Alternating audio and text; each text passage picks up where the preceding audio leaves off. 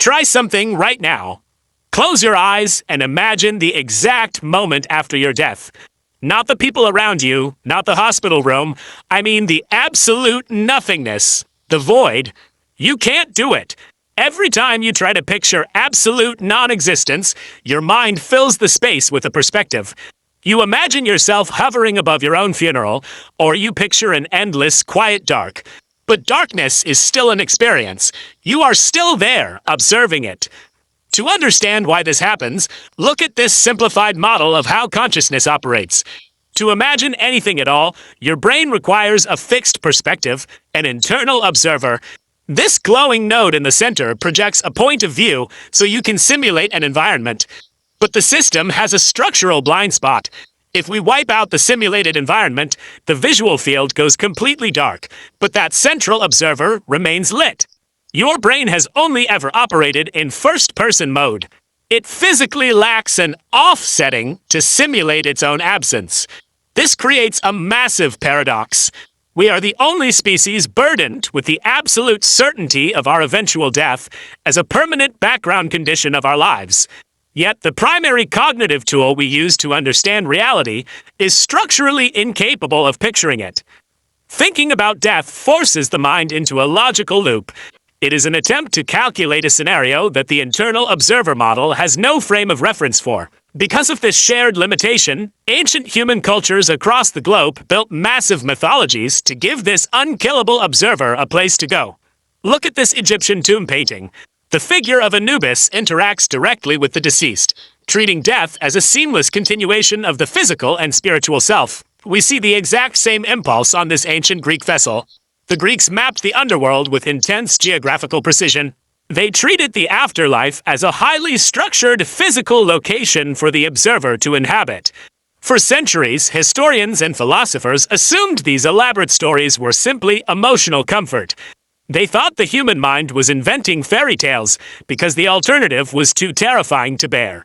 Modern neuroscience proves otherwise. These afterlife concepts are unavoidable, hardwired consequences of how human consciousness operates.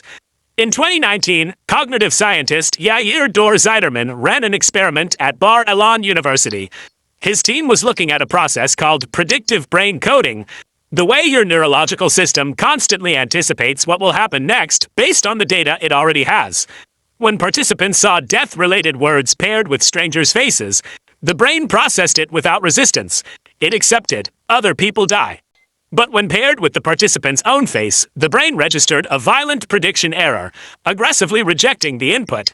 At a structural level, your brain categorizes its own end as a logical impossibility. It reacts exactly as it would if you were staring at a red apple and someone tried to convince you it was blue.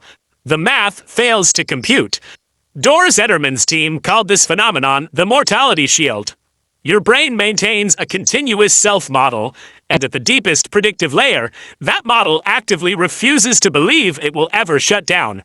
This creates extreme biological friction.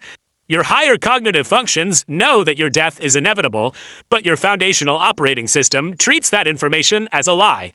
This immortality illusion appears to be a physical feature of the brain's architecture.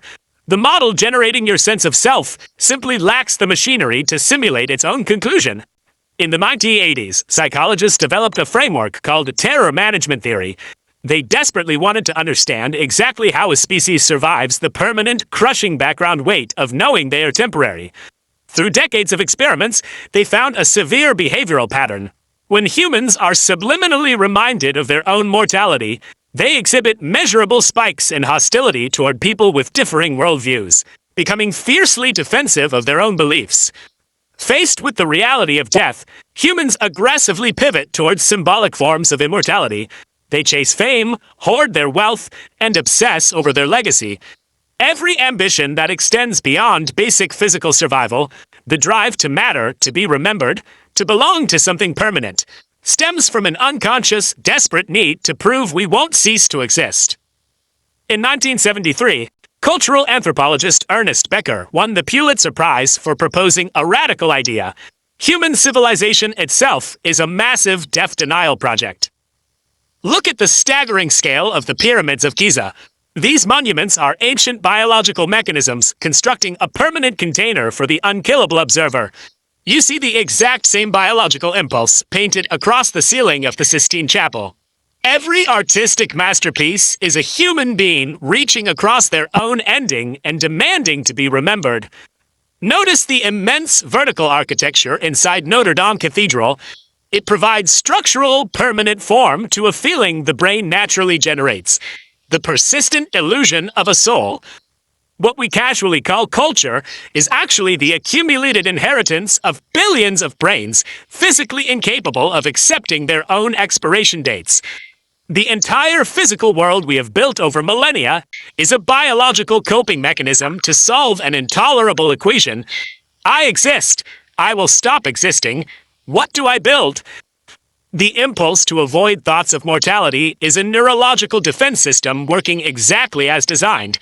It shields the mind from a concept it was never built to process. And there is a bizarre hidden gift buried inside this limitation. The brain's stubborn refusal to accept its own ending is the sole engine driving us to attempt every irrational, beautiful thing humans have ever done. Nobody who truly and deeply accepted their own absolute insignificance would spend years writing a book, raise a child with ferocious love, or construct a cathedral.